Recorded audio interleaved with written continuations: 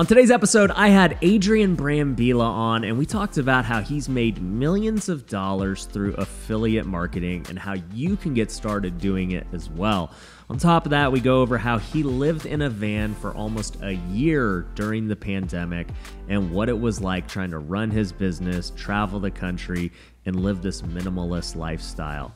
We also go over a whole bunch of tactics that you can use for marketing, whether you own a business or not, and there's a whole ton of golden nuggets in this video. So make sure you stay to the end. Now, let's jump into it. Are you looking to grow your real estate investing business? My company, Future Flipper, can help. We've taught hundreds of people all over the country how to flip, wholesale, and buy rental properties. And it doesn't matter where you're at in your investing journey. Whether you're trying to get your first deal or scale your company, Future Flipper can help. We have courses, coaching, and events for all levels of investors. So if you want to take the next step, go to futureflipper.com and book a free consultation to see how we can best help you. Once again, that's futureflipper.com. If you've ever wanted to invest with me on my real estate deals, it's now possible. At Pineda Capital, we're purchasing value-add real estate all across the country. This includes multifamily, commercial, and land development. The best part is, with my network, social media presence, and marketing strategies, we're able to get the very best deals that others don't have access to. You can join in with me on those deals if you're an accredited investor. If you want to learn more, head over to pinedacapital.com to see our current opportunities. Once again, that's pinedacapital.com. Welcome to the Ryan Pineda Show, where our mission is to invest. I only expect to make money in things that I understand. Innovate. It's about believing in the future and thinking that the future will be better than the past. And inspire. I am much more likely to hit my goal just due to putting it out there. You're now rocking with the best. What's going on, everybody? Welcome to another episode of the Ryan Pineda Show. Today, we are remote here in Austin, Texas at an event called FinCon, which is for financial creators, influencers, other things. So I'm going to be doing some podcasts with a bunch of these people, and one of them is actually my good friend right next to me, Adrian Brambila. What's up, dude? Hey, yeehaw. Yeah, dude. Did you get that hat here in Texas? No, but I thought I should wear it. I don't know if I know the locals are going to make fun of me or like be like, welcome. But yeah. It's funny, FinCon is happening, and total coincidence, I'm moving here. Like, I hopped on a flight yesterday. FinCon's at the same time moving. I think it's another sign that this is like the place. This is the hub, dude, for all these creators. And what's funny is you actually kind of lived in Vegas. We'll talk about that. And we met in Vegas like a year ago. But you do a bunch of different things, man. Your story's crazy from what bits and pieces I know of being a professional dancer to doing affiliate marketing to, living in a van for like the last year. It's crazy, dude. And now you just tell me while we're here, you're like, yeah, I'm about to buy a house here in Austin. And I don't know. I'm thinking about buying like a $2 million house or maybe like a $300,000 tiny home. Like, I don't know. I'm like, how do you not know which one you're going to get? It's hard when you have wealth and you're a minimalist, you're conflicted. Like, do I stay living tiny because I lived in the van for the last year, or do I get the dream house? And it's like a battle I'm internally struggling with. So I'm sorry if my realtor's watching. Well, by the time this airs, hopefully you've made a decision. But, it's funny. I call myself a minimalist, and I don't know that I truly am, but I like to think I am because I hate clutter. I hate, things that don't have purpose. And so anytime I buy new shoes or like new clothes, I always give away something because I don't want to just like overload all this crap. As of now, I still have one car. I have... I could buy all these things, but I'm like, man, if I really want something, like that's what I want. That's it. I only need that one thing. Mm-hmm. But I've found myself becoming not a minimalist as my wealth grows. I'm building some ridiculous house and other things. I'm sure I'll have multiple cars, but like it's like been a shift. Mm-hmm. And is that kind of what you're referring to of like, this is how you've always lived, but now it might be changing? Yeah, I think... I guess we need to ask the people if there's such thing as having a minimalistic mansion. Hopefully there's some leniency because I have the same aspirations. But what I think more than anything, I've been a nomad for 3 years, lived in Europe, traveled across the U.S. and traveled basically across the world. And that 3 years, it was always a dream when I first started my online side hustle back in the day, was to do this journey with my wife. And now that's coming to an end, so we're about to settle down. But by force of living out of a backpack and a suitcase for so long, and then van life, which was actually a lot of space for what we were used to, it's like now we have the choice to get a place, and Western society basically tells us that if you have space, pack it full of stuff. I think you can be wealthy and have nice things, and as long as you have intention behind a purchase, whether it's a nice car or mansion, I feel like you can still be a minimalist in thought and practice. I think you can have nice things. At least that's what I'm telling myself. Okay, so I am still a minimalist. That's good. If you guys don't agree, comment below. So, yeah.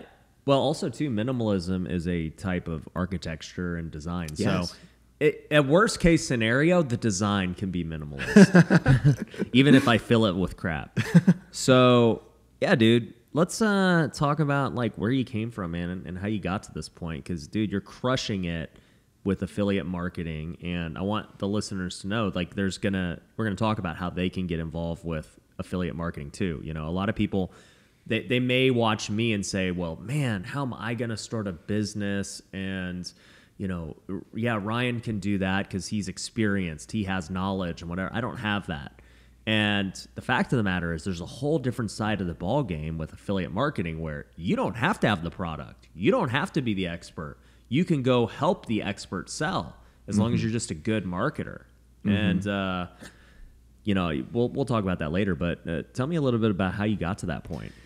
Yeah, so I think if I go back maybe 11 years, I was on tour dancing professionally for T-Pain. Buy You a Drink. You listen to his tunes back in the day? In love with a stripper. Yes. You were dancing to that? Not the best role model, but good music for the club scene. And it was on that tour as a dancer, and I got really lucky because I learned how to dance on YouTube. I lived in Iowa, so not the prime best place to be a professional dancer. And it was watching T-Pain work with other brands. I didn't know he's not, I wouldn't call him an affiliate, but basically the power of his influence. He would launch music in front of us all the time, click a button, launch millions of downloads in minutes. Right. So I was watching him, 99 cents a download, watching him make millions. And then he would, like, I remember one thing we used to go to his house. Every week he'd take these massive boxes and he'd dump them on the living room. And he's like, whatever you want. And it was like every sick brand you can think of, watches, shoes, shirts. Granted, his shoe size was like 14, but I still grabbed the shoes. So I'm like, this is sick, like Nikes. Basically, all these brands are wanting to work with him because the power of his influence, and he could promote it or just rock it and get paid. And although dancing was great, I knew I never want to do it forever. And I always feel like it was watching him and how he was to create his life. He came from nothing, and it was really inspiring. So I feel like that put in my mind that this was possible. Obviously, I didn't want to, sing. I'm not good at that. But I thought when tour ended, what if I started teaching people how to dance? And that's what was my very first online business. And it was terrible. It did not work. No one was watching except my mom. Thanks, Mom, for watching those first 6 months. And then after a couple of years, I had 10,000 subscribers on YouTube. Hold on, before that, a couple of years, you were posting and uploading, just trying to figure it out. Yeah. Just dance tutorials. Yeah. Because that's how you learned. Yeah. Yeah. Like how to arm wave, how to body wave, how to pop, like all these things. And no one was watching. I didn't know anything about anything.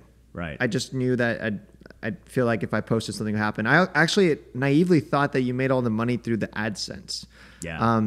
But then a subscriber told me, hey, you should actually if you create a 60-minute like premium dance tutorial, I'll buy it.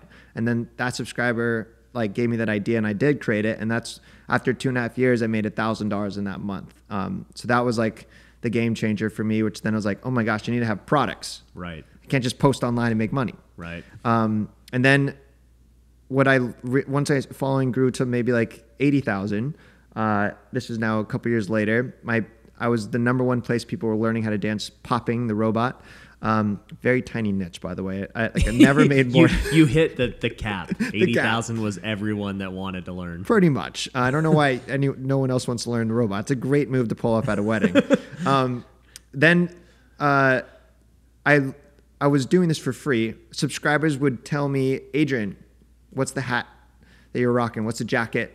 What are those headphones? You became a fashion guy. Pretty much. They want to fans. I'm like, people probably know, how did you do your hair? Yeah, they do. They ask me about these shirts all the time. They're like, what shirts do you wear? Exactly. And by the way, these are actually cuts, which, speaking of affiliate, if you use promo code Ryan Pineda, you can get 15% off these. I need to try those. Yeah. They look nice. No, they are, because everyone always asks me, like, dude, what shirts do you wear? And finally, Cuts reached out to me. I didn't reach out to them. They were like, hey, we see you wearing our stuff, dude. Like, we want to hook you up and, start a partnership. And I was like, well, I wear your stuff anyway. Like, I don't even, and look, I literally make like no money on this affiliate because I just am a fan of the brand. I don't care about making, it's hard to make money on a t-shirt like I do on these other things. Right. Yeah. But that's a perfect explanation when people don't know what affiliate marketing is. That essentially is. So like you get your affiliate link from Cuts, you promote it online, you could do a swipe up Instagram story, and enough people buy and you make a commission. And that's basically what I was doing for free until I realized that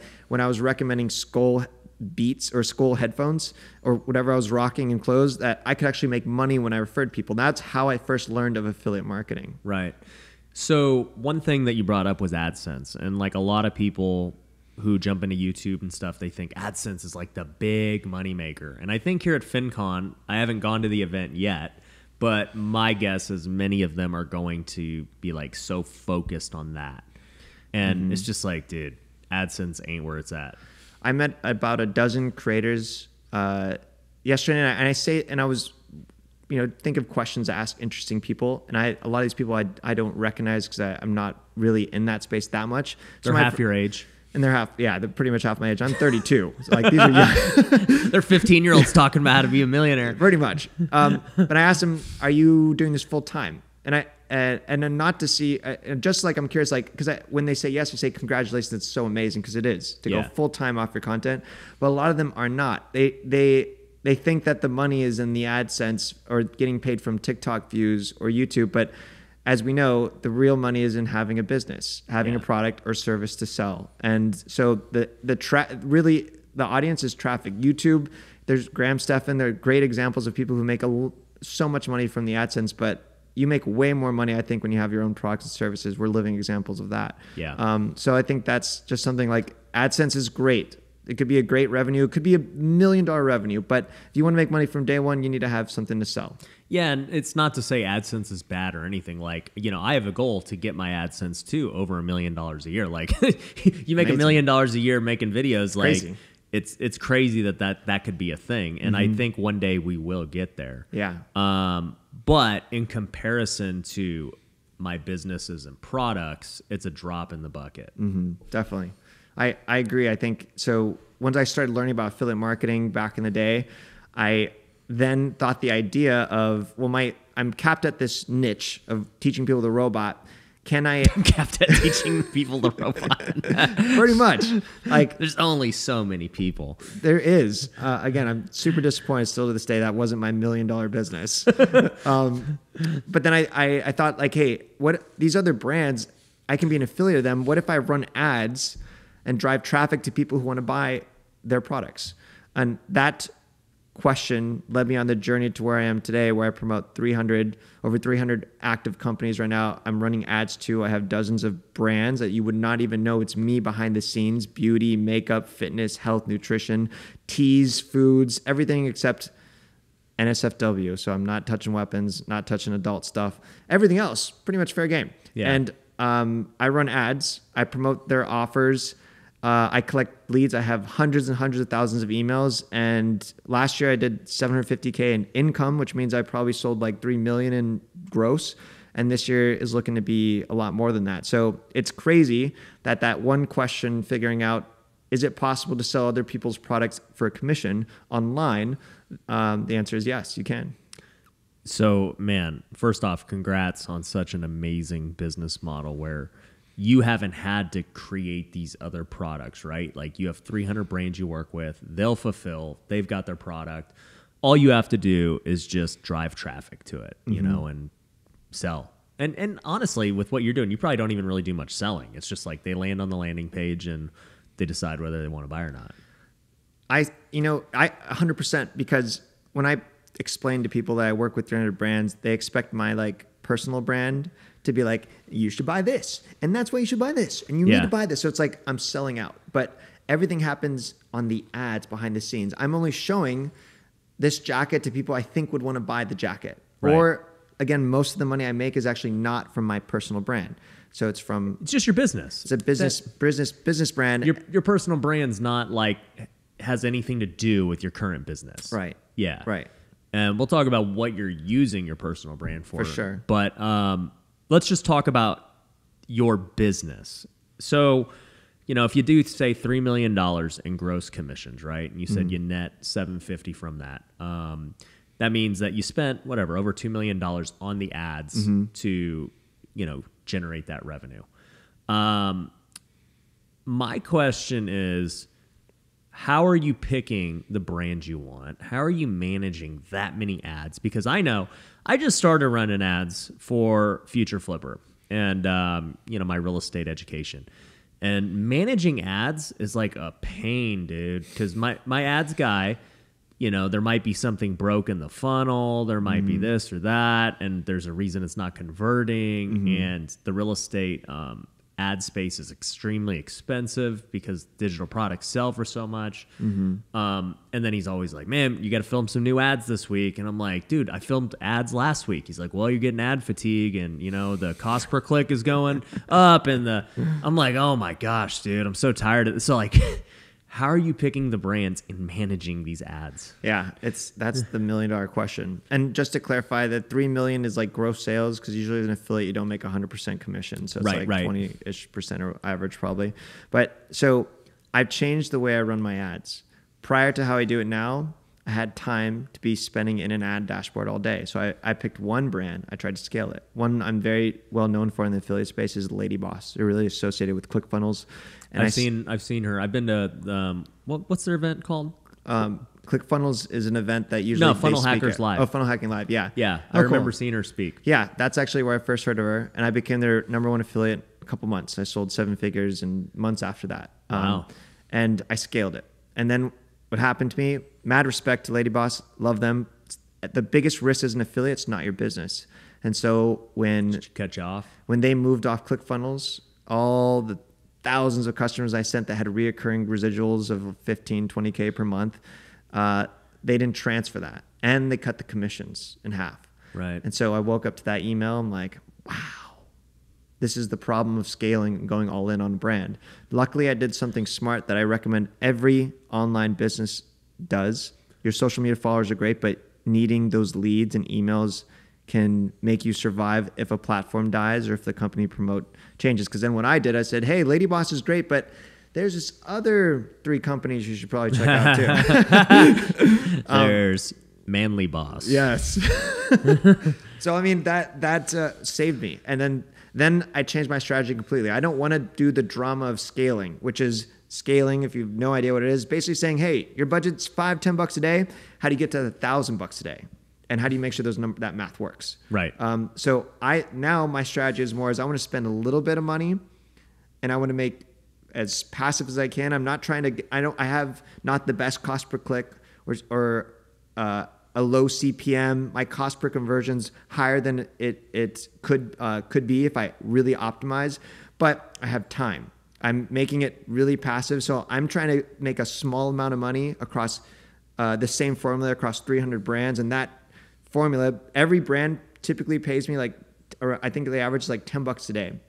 And some brands pay monthly, some quarterly, but essentially I get 50 to 75K in income across 300 places if they all pay at once. So it's usually I feel like I get 150 different brands paying me every month. So I flipped the approach from the drama of scale where you do have those problems to no, I just went the low hanging fruit opportunity. And although I could scale, I'd because we've been traveling so much for so long, I knew I didn't have the time to like really dedicate in the ad dashboard. So all my ads, they're not great, but they work good enough to make it small enough. Yeah. Yeah. You know what it reminds me of is I'm a big believer in the 80-20 rule, and I can tell you are too.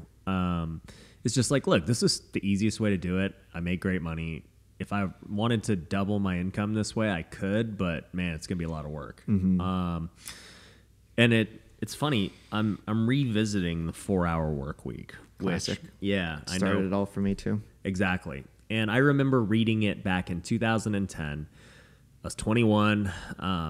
Somebody recommended it, and I read it, but it never resonated with me because I was just like, this is too hard. Like, I don't know how to hire VAs or create a product or anything. And the reason I'm finally reading it again 10 years later is because I've heard in passing many of the things that book talks about. Like, I'm now doing them, just I naturally started to do them. And I'm like, man, I wonder like how much of my life is like this now. So I'm going to reread it, even though there may still be some things for me to learn. And with what you're saying, it's like, man, you're like a little Tim Ferriss clone in that he very much talks about the things you're doing in the 4-hour work week. He talks about being a nomad and living in these places for super cheap and traveling the world and, having VAs and, the 80-20 rule. And then one of the things he did talk about was essentially affiliate marketing and creating these pages to just basically print money if you can just figure out the ads. Yeah. No joke. That book was the blueprint of like my life. And yeah. I have reached out to him now with like, the 1 million followers I have total. And I have one video that went viral where I was like, DM Tim Ferriss. Because I think I could be a good example of his book of like, it's still possible. But even 10 years later, it's still relevant. Oh my gosh, still relevant. I feel like he was ahead of his time. Like, it's now more like people are like, yeah, dude, this is how you do it. It's like, bro, Tim Ferriss was talking about this 10 plus years ago. Yeah, no, seriously. That is definitely the blueprint. I recommend every person who hasn't read it to pick it up. It challenged, for me, I called it like an earthquake book because it ruined what I thought successful life looked like. But I'm so glad it did because it made me question everything and time, valuing your time and trying to outsource everything you can, being so diligent about it. Yeah. I am excited to have a home and be settled down. I know I will optimize and make more money, but living in a van, we only had Wi-Fi like in service 2 days a week. So it's like maybe not the 4-hour work week, but 8-hour work week. I was probably there. Could I made more money? Yes, but man, that's enough money. More than enough money. Yeah. Like why? Yeah. I love the time. I was outdoors. I was hiking, jumping in water. It was a beautiful life that this, being a nomad and then traveling to so many places, like it's just been an absolute blessing. That's what I wanted. And I would have done, if I could have made 80, 75K a year while doing all this, I would have still done it. The scale of it with ads is kind of what made it blow up even more. So that's a very tricky thing to understand how ads work, but it is a superpower, I think. Yeah. So I really want to pick your brain on ads because for me, I did it the opposite way. I said, you know what? I'm going to be the ad. Like I'm going to promote, or I'm going to build my following, and then I'll talk about my products that I've made and created, and we'll sell those. And I get a ton of businesses that reach out. They're like, dude, affiliate for us, blah, blah, blah. And I'm like, I got my own things like I'm worried about that make me far more than, whatever. Like this Cuts t-shirt. I love Cuts, but man, if you buy a Cuts t-shirt today, guys, I might make $5, 10, I don't care. You might buy me coffee by buying this shirt. Versus my other products that make tens of thousands of dollars, right? So it's just, it's an interesting path going down the personal brand path, which is far more difficult, I think, to get people to like you, to create a brand, to figure out what works, to then create your own products and your own back end. It's tough. The method you're talking about, I believe that anybody could get started doing it fairly quickly. It's just really mastering, ads. How do you optimize ads? And then 2, who do you want to partner with, right? Go find the best businesses. Like, I have no problem people affiliating for me. Like, that's great. You know, you want to go help me sell my stuff? Fantastic. And we've talked about some big things you and I will do later. But it's an interesting that there's multiple ways to succeed in this new digital age. You don't have to be known. Right. Like a specific example. So Black Friday, Cyber Monday is on the horizon. This is the epitome of like where you, in this Q4, you make basically all year's money or more. Right. And so my team, now I have 9 people now just with my affiliate business. My parents, I hired them, which has been super cool to work with, but we're working on guides for like every single niche. And the formula is the same. So you run an ad that's targeted. The headline could be something like top 12 gifts you should buy your mom who bakes. Right. And then that's targeted towards a daughter, and the content creative, everything speaks to that daughter and the mom. She probably shows a happy photo of them in the kitchen. Right. Then she opts in, we capture the lead, and then there's 12 recommendations. Each one of them they're great products. We didn't just throw random stuff together, like high quality. And then she could buy one of them, all of them, and we pay for the email. So we probably spent under $1 if it's really good, or max $2 for that lead. And then as long as we pay for that lead at the beginning, we can scale that. And then our job is just to continue to nurture that lead. As long as we don't spam them and continue promoting good recommendations, that person will always buy from us for years to come. So that's the formula. And it's not an ad with my face on it saying, this is what you should buy your mom. Like it's a brand that is doing that. And that is a formula that if you don't want to be an influencer, like your face on it, you don't have to. So that's a really specific example of basically what the formula is. So I had a friend, really young kid. He's like 21. He's probably now 24. But he was 21, wholesaling and making hundreds of thousands of dollars a year, and super talented, all that. And he gave it up to go pursue, I don't even know what it is, but he's doing email marketing or ads, affiliate. Like, he's doing a ton of different things on the digital side. From what I know, making 7 figures plus, maybe more. And he basically just quit wholesaling. He was like, hey, this is the spot for me. After being 21 and successfully making a lot of money wholesaling. Dang. And it made me think about, as you were talking, that there are multiple ways to succeed in this new digital age. Like, I'm a big proponent of, hey guys, go out, get into real estate, wholesale. You don't need money. You can start today, right? Mm-hmm. But here's the thing with wholesaling. Somebody's got to be very good at closing deals, whether it's you or whether it's someone you hire. Somebody's got to be a shark, dude. Because introverted people, they're just not good salespeople. On the other hand, when I hear you speak about affiliate marketing and email marketing, it's like the introverted, just best thing ever, dude. Like, you could make a ton of money going this route. You never have to talk to anybody. You just chill at your computer, optimize things, and you could have great success. So, and I think the things you would need to be good at would be math, and copy. Yeah, ad copy. So right. That's where the introvert, great, but you still need to be good at those two things. And if you're not good at either of those things, then there's probably something else you can find success with. If you're an introvert, you're not good at talking to people. You're not good at math. You're not good at sales. You're not good at copy. You have a tough time in life, man. Like, I don't, hopefully there's another career for you that you enjoy. But yeah. And here's the deal too, guys. Like, I'm naturally an introvert.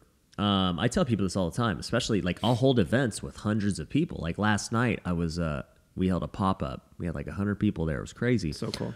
And I was like, guys, just so you know, like, come talk to me. I don't bite. Like, just I'm happy to have a conversation with you. I will not like go out here and be the center of attention and like go run around acting a fool. Like, that my personality is just chill. Mm-hmm. And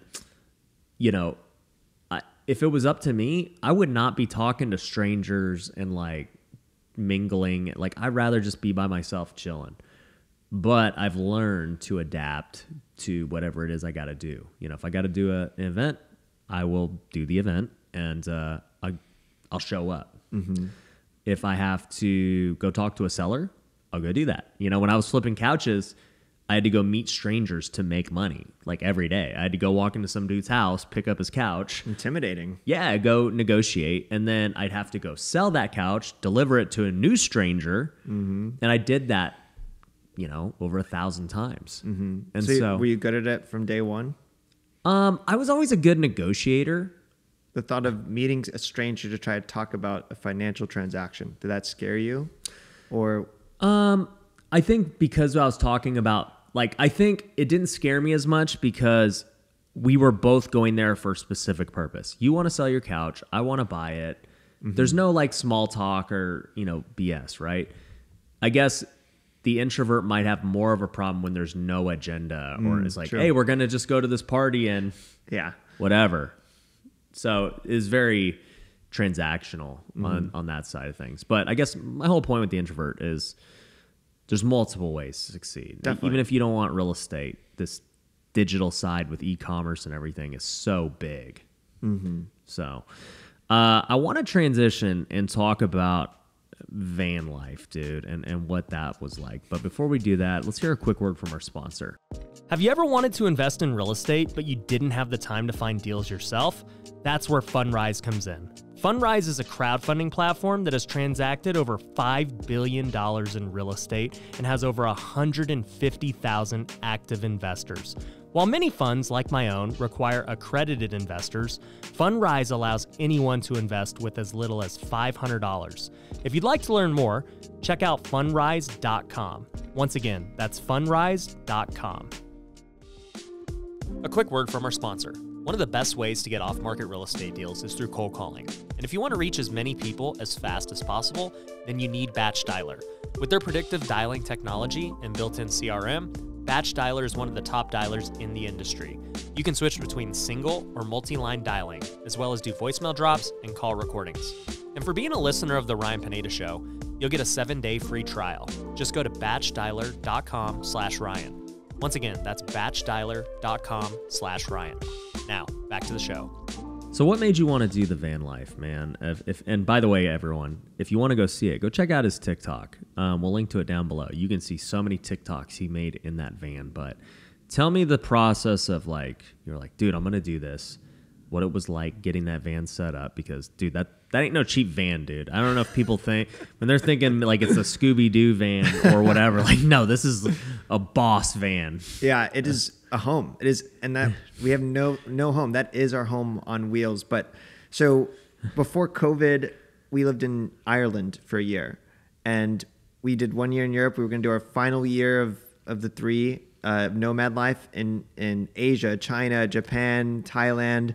And that's when COVID happened. We were halfway there in Hawaii. We went back home and we were just chilling at my parents' house, which was a blessing to hang out with them during that unknown time, March, Then my wife was getting TikTok vids of people that were still be able to travel safely during COVID, which was the van. So it was actually her idea, which she's the more conservative person in our relationship. So everyone thought, oh, Looney Adrian coming up with this ideas. But it was her idea. And when she told me, I was like, this sounds great. We never planned on doing it, but living in a van and traveling instead of being stuck at home felt like a beautiful way to travel the country, see the country, spend time together. So we got a Sprinter van. It was $30,000, 2016, 20,000 miles on it. And it was a passenger van. So then by luck of knowing the right person, our family friend just built his own van. He's one of those superstar contractor guys. And we asked him if he would do ours, and he did. And he knocked it out in 90 days. And it came out amazing. Ashley designed it all. I get no credit at all. But it came with everything. A purple mattress, which is a super nice bed, by the way. I've seen those. They look pretty cool. Worth it. Worth the money. We probably have the nicest. Are you an affiliate? I am. We got a link to it, guys. Actually, no joke. This is usually what I do if I try a new hobby, do something adventurous or a new niche or something in my personal life, is I start researching and become affiliate. So I'm an affiliate for everything in my van. My $8,000 solar electric setup, affiliate. Because then I can write off the entire thing and I can create content from it and make money from it. So the entire van was a write-off, and I'm an affiliate for even the toilet, a composting toilet. Have you ever heard one of those? No. If you want to do van life, Ryan, you're going to have to, it's recommended, but this is probably the grossest part of van life. I would do an RV life. RV life? Okay, yeah. Van's too small. It is small, but can you pull a big hitch, or are you gonna just do one of the big buses like Taylor Swift style, or what? Well, let me rephrase. I'm like 0.01% ever gonna go any kind of RV van life. Like I'm gonna live in my mansion, okay, as a minimalist. Yeah. So everything in the van is we're became an affiliate for, but so after it was built, we started in San Diego. We spent some time near your neck of the woods in Lake Mead. Oh, nice. And then from there, Sedona and everywhere in between, all the way to Key West, Florida, which we stayed there for 6 weeks. So you traveled the whole country. And then we went to the opposite from Key West, Florida, all the way to Oregon. And we went everywhere except for like New York, Upper East Coast. Met amazing people. Met other influencers on the road. That's cool. Never had any scary things happen. Like where would you stay at? We did the glamping way. So we just in the middle of the desert? No. So that's like, there's a lot of free government land called BLM land, Bureau of Land Management. We did stay there a couple nights, but most of the time we were in a national campground or so you're hanging out with just random people too. Random people, yeah. And no scary situations. Right now, a big tragedy has happened in the van life community. There was an influencer who she was basically kidnapped and murdered. Wow. Gabby. So prayers and thoughts to that family. It just happened. It's really big. And I can say, thanks to God and everyone. Like nothing ever. But we never even got scared once. It was Ashley and I. And although there was definitely moments where we're like, dang, this is tiny space, man. Or like Ashley's like, we're out of water. We need water. Most of the party, it was beautiful. Like waking up in the middle of a mountain, the lake view, jumping in, hiking. I spent so much time outside, like unreal. Like the van is there to eat and sleep. You don't spend much time in the van. You're outdoors. My favorite new thing is now gathering wood, old hunter-gatherer style, and doing a cast iron Dutch over a fire and cooking outdoors. It was like, it just felt, and the stars, it was just like so romantic. Yeah. But then those last 3 months, I got to be real honest. If someone is, considering van life, my wife was like needing a hotel. Like first it was like every 30 days we'll go to a hotel for a day.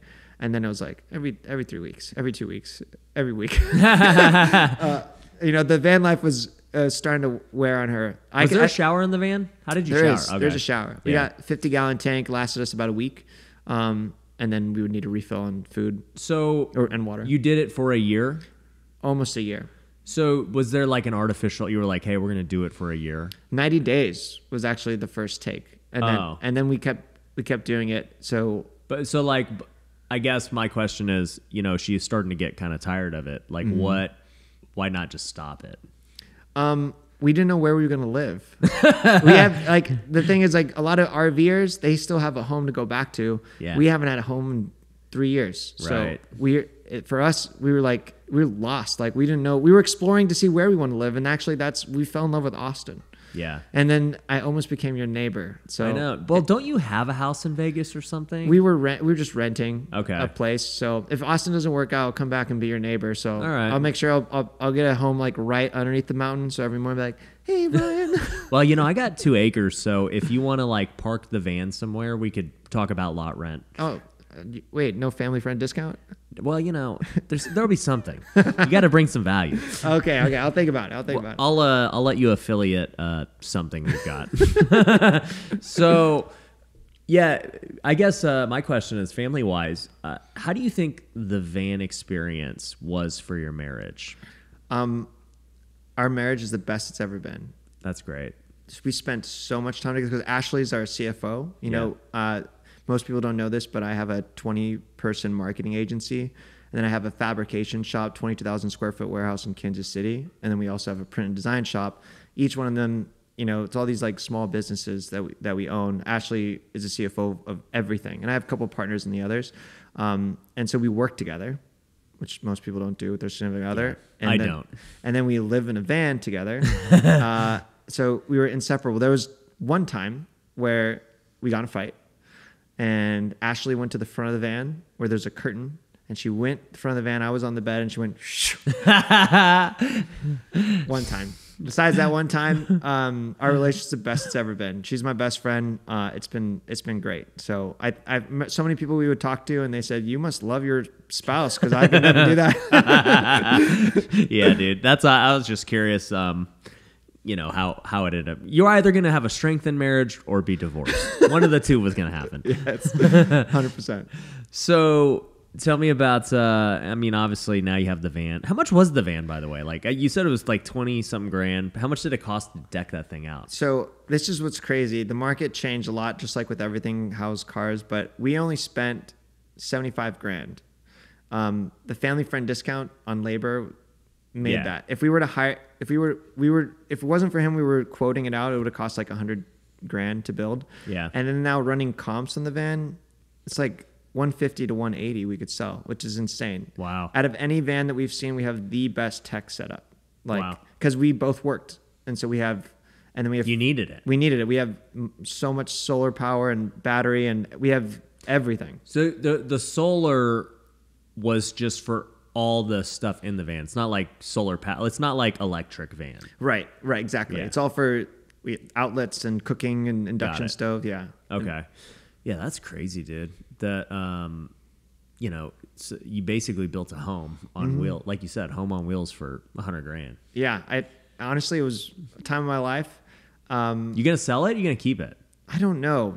I know the market's hot right now, but I feel make like that van flip profit, dude.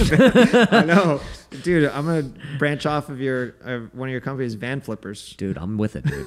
I'll flip literally anything. You tell me. There's margin, we're doing it. Let's go. I think I'm gonna do a time test. If 4 months go by and we don't use it, I think we gotta sell it. As a minimalist, you have an obligation. I do. Yeah, I gotta keep the integrity of the brand. Yeah. So let's talk about personal brand and how people can get involved with affiliates. So you and I met, like I said, in person about a year ago, but I remember when I first started TikTok, this was like in, April of 2020, I saw your stuff. Like you were posting very heavily, and it was about business and marketing. I was like, I like this guy, dude. Like I relate to that. And I don't really remember how we connected. It might have been Instagram or something. But I just remember you were one of the first guys that I saw anyway that was like in the business marketing TikTok space. And now there are so many more a year and a half later. But I feel like you and I were both pretty early. Super early. Yeah. We were like, my feed was like business, girl in bikini dancing. That probably shouldn't be. Like was the feed. Now it's like the algorithm's better. There's more content, so it's like all business. But being early, as a note for anyone, like when Instagram first came out, I ignorantly was like, I'm not going to do this. Like Instagram's not for me. Like, and then I made that mistake. I was like, I'm never going to, no matter what the next platform that comes up, I'm just going to do it. So that's why I went on TikTok early, despite everyone making fun of me and stuff. But being this guy just talking about business, affiliate marketing, and as a dancer, not dancing on TikTok. But affiliate marketing, I feel like I usually recommend it. We all recommend things for people to get started because there's multiple ways for success. I've tried pretty much every online business model that's ethical and legit, except for I've never done any MLM stuff, and I don't think I'll ever participate in any. But what makes you? Let's talk about that, because I've seen. Okay, so I never knew MLM was so big in so many things that I didn't know were MLMs. Like there's a lot of industries that are that way. I was like, wait, what? Yeah. And like for instance, like I'm very big in the business space, and guys like I watch like Patrick Bet-David and Ed Milet, like they got big from MLM. I was like, I did not know that. Yeah. Yeah. I make people mad when I've been on rants against MLMs because I think their marketing tactics and strategies really prey on the hopes of people. Right. And then they lack a solid business structure. They've evolved a lot since 10 years ago, but still, I feel like what Tim Ferriss did in his 4-hour work week is sold the dream. Make money while you sleep. Live laptop on the beach. MLMs take that same script and they sell, but I don't think a real business is based off selling your family and friends, and that's where a lot of places start, and then people fade. So like I do affiliate marketing and I promote real products, real services. And it didn't require me to be like, hey, mom, dad, would you guys mind, signing up for this reoccurring subscription forever? And then also, after you sign up, can you actually promote, Aunt Chrissy? We haven't heard from her in a while, but I think she would really love this. So I just didn't like that. And then where I started speaking more about affiliate marketing education is because TikTok was associating affiliate marketing with MLMs, and they're not the same. No. So that's where I feel like I had an obligation, because people were thinking everything I did was an MLM, but it's not. No. Affiliate marketing is basically working for commission. An MLM has two business models of potentially like affiliate marketing. This is why there's overlap. You could sell, but then there's a recruiting aspect. Yeah, you have to recruit. Have to recruit. Yeah, and this is no offense to Ed Milet or Patrick. Like, I don't know them. I'm sure one day I'll meet them, but they have massive businesses. Massive. And I just didn't realize that it was MLM based. And like, I'm sure they wouldn't call it MLM because it has a negative connotation, but it's an MLM. Like whatever, however you want to explain it, that's the way that the business is run. Recruit, sell subscriptions, and then your recruits have recruits and you get paid off of those recruits, and, or people say pyramid scheme, whatever. Like there's nothing illegal about it. It's just a business model that you can choose to do. I know, like you, I know people who are successful, and I say, hey, great, but you're not going to ever see me on video saying it, and that's why you should try it. But I'm always be like, don't do it. Yeah, for sure. And it's an interesting thing, because if you're a great salesman, MLM is like freaking steroids. Direct sales. Yeah. You could crush it if you're a great salesman. But the problem is the normal people that sign up are not. And so they have almost no chance of success. Yeah. So affiliate marketing, I hope, didn't get tainted too much, because I do recommend it. I think it's a great business model for anyone who's exploring this idea of making money online where there's not a lot of risk or capital. I see all your content. I think what the way you're teaching people and changing lives, it's amazing. It's amazing. And I'm doing the same as well, just in a completely different category. I don't know if there's any right or wrong. It's more of like, these are multiple different ways to find absolute success, and they work. Yeah. There's so much skepticism, which is a good thing. You should always be skeptic when people are talking about making money online. But at its root core, affiliate marketing is essentially being an online 100% commission saleswoman, salesman, and you can sell literally anything. Every program, everything that you're wearing, anything that you're looking around in your room right now probably has an affiliate program to that product. And so you can sign up, which is always free, and then decide how you'd like to sell it. Yeah. Do you want to post online? Do you want to create a blog? Do you want to create videos? Do you want to run ads? And ads is the most difficult, but ads, once you figure it out, can provide the most passive side of the income, which is the stage I'm at now. Because I started with organic content creation, like many people do, and you evolve, and that's where I'm at today. Just ads. I got really good at ads, and I can apply that. It's a skill set I apply to my clients, to affiliate marketing, and sometimes I make more as an affiliate than I would if I charged a client. I could charge a client $20K per month, but if I charged Lady Boss that to run their ads, I would have lost a lot of money. Yeah, it's interesting because I found that the best advertisers, as I've gone down my Facebook ads journey and stuff, they all want profit split, right? Because I'm like, all right, let me hire you for whatever per month. And they're like, no, I don't do that. And it makes sense too, because it's like, dude, yeah, you want the same incentives. Like, hey, if I make money, then okay, you make money too. We're both in line. But the thing I've worked with all mine now is like, all right, if we are going to be quote unquote partners, I ain't paying you a salary or anything. Like, put in the work. Let's go. I'll cover the ad spend. And I know that there's companies that even take it a step further. Like, they'll legit partner and say, we'll cover ads, we'll do everything, but the profit split's going to be higher. Right. Because they're taking on the risk. But it's just kind of opened my eyes to multiple ways of doing things. Because like I said, for me, I always created products myself that I serviced or my company serviced, and it's always been that way. Versus there's this whole other world where I depend on people to help me service those products. So you could be an affiliate for me. You could be, like I said, the guy who runs my Facebook ads, and you don't really have a product. You're just providing a service to the people who do have a product, and everyone wins. Like, so it's a really cool thing. It's amazing. I feel like as an affiliate, I've always been an affiliate for other people. And then I launched my my beginner training program to help people start their first online business. Yeah. And it teaches affiliate marketing and other business models. But it was the first time I had affiliates for myself. And I hope you embark on this too, because the power of having yourself, you have a big audience, so do I, but times 100, meaning 100 other influencers. And the launch of my course is the most successful launch I've ever had, 4,000 customers in the first 30 days. And that was the power of like anytime someone went on TikTok in those first 30 days in the affiliate marketing space, it was about my program, the Brambila method. And although I am a big voice, one of the biggest in the affiliate space on TikTok, having the power of 100 other people, just the compound effect of that. And so you got to I treat my affiliates the way I've always wanted to be treated when I'm an affiliate for someone else, like family, like the inside scoop, free trainings. And as long as I keep getting value, and my product converts for everyone, the customers and the affiliates, then it'll continue to grow exponentially. But if I start messing up, then my affiliates are like, I'm not going to promote Adrian because I don't trust him anymore.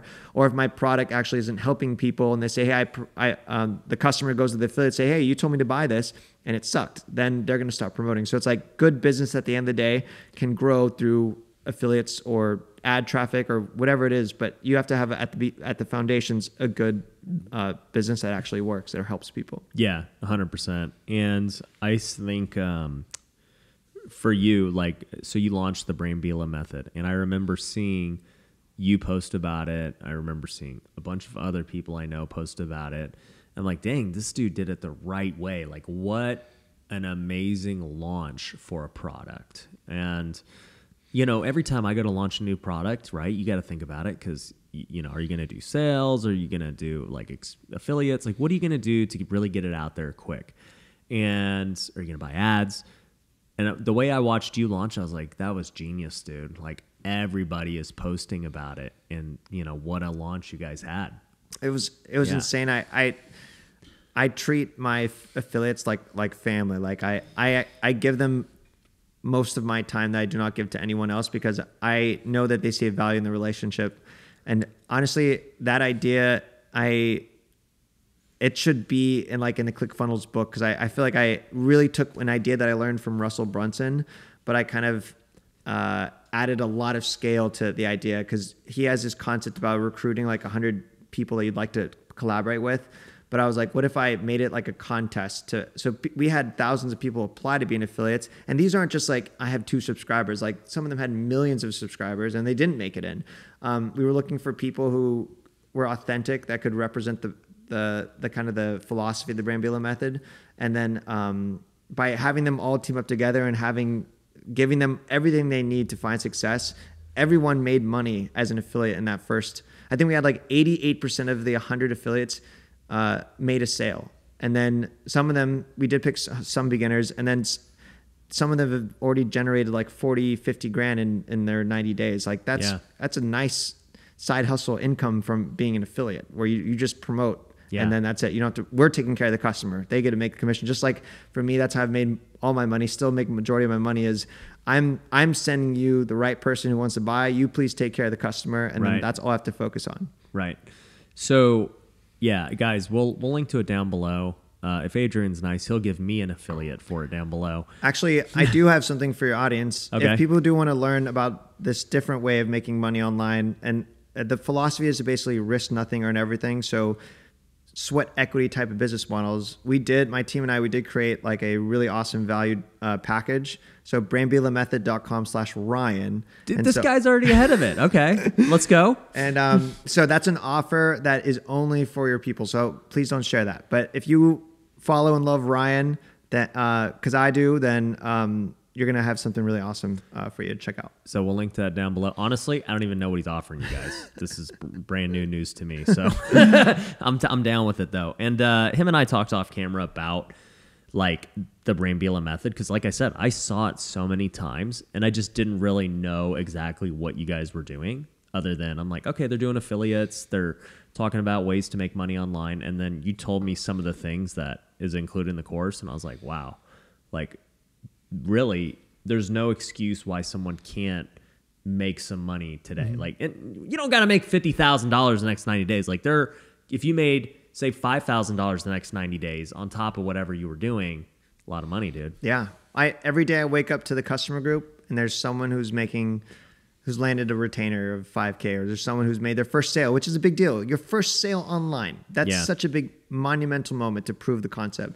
But that's how I know it's working. Right. I have a question for you though. Okay. So, the way you're growing and adapting and trying new business models now, I think it's fantastic.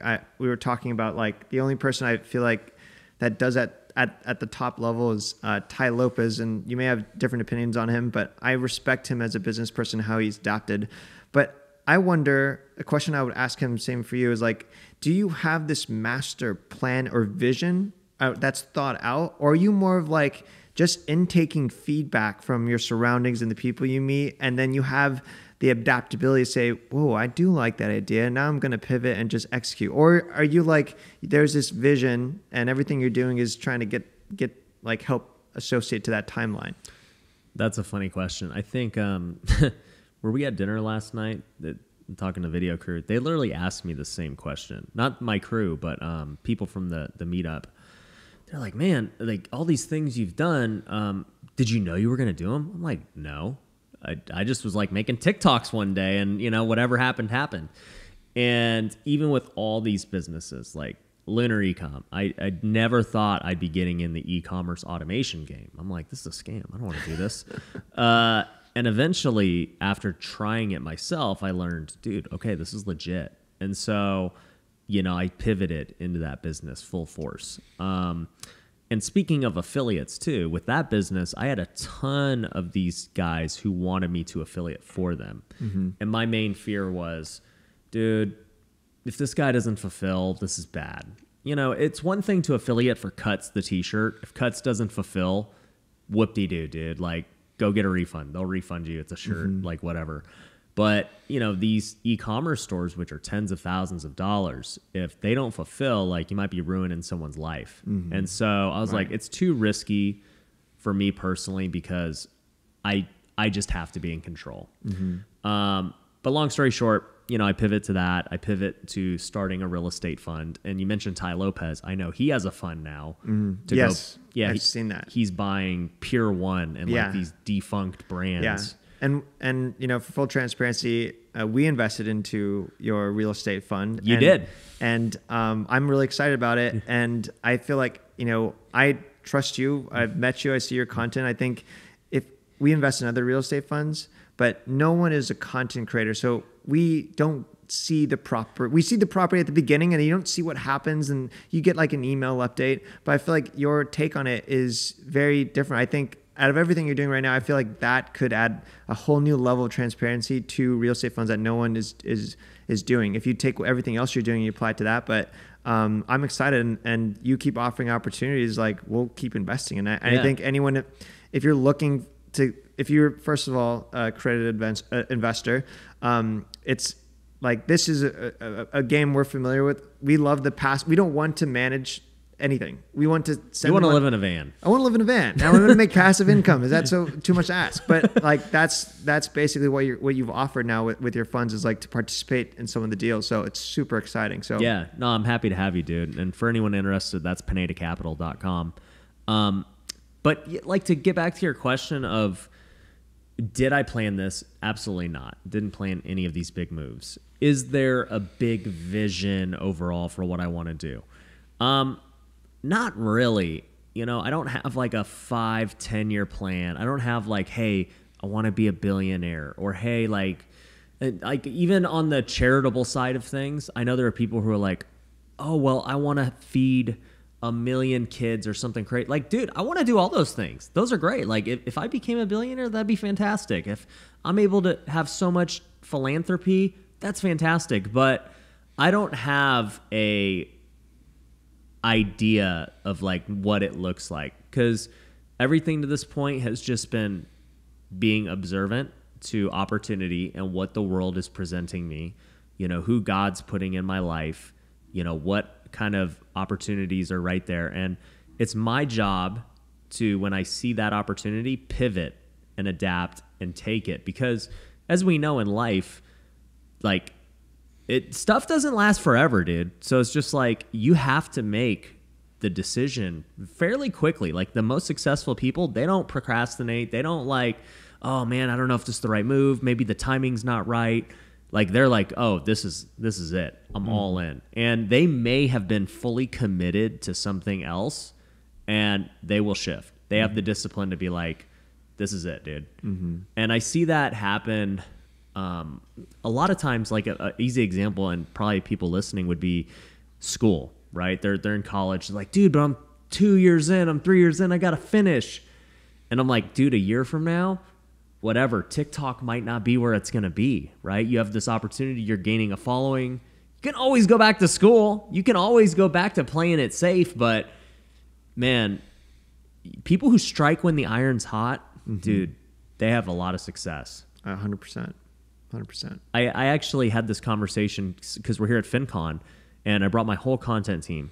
And I asked our team a series of tough questions. And I go, hey, you know, our subscriber growth is down from where it was a year ago. Like, do we think that part of the reason is, you know, people are back at work and they're not consuming as much content as last year when literally everybody's at home doing nothing and whatever, right? And the answer was yes.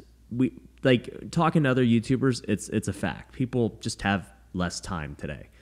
But one thing we recognized was like, wow, we're so fortunate we went all in at that time, because if I were to start a YouTube channel today at this very moment, it'd be significantly harder than it was last year. Right. That's great perspective. I think often quoted from the 4-Hour Workweek, the best time to plant a tree was 30 years ago, and the second best time is today. So if you're on the fence about any of these side hustles or these ways to get out of, I think, the rat race, like, lots of living examples, the people you associate with on your podcast, you interview, like, every person you bring on is another living proof that someone who did strike when the iron is hot. It's possible. You don't have to risk everything. Your story, you did risk a lot.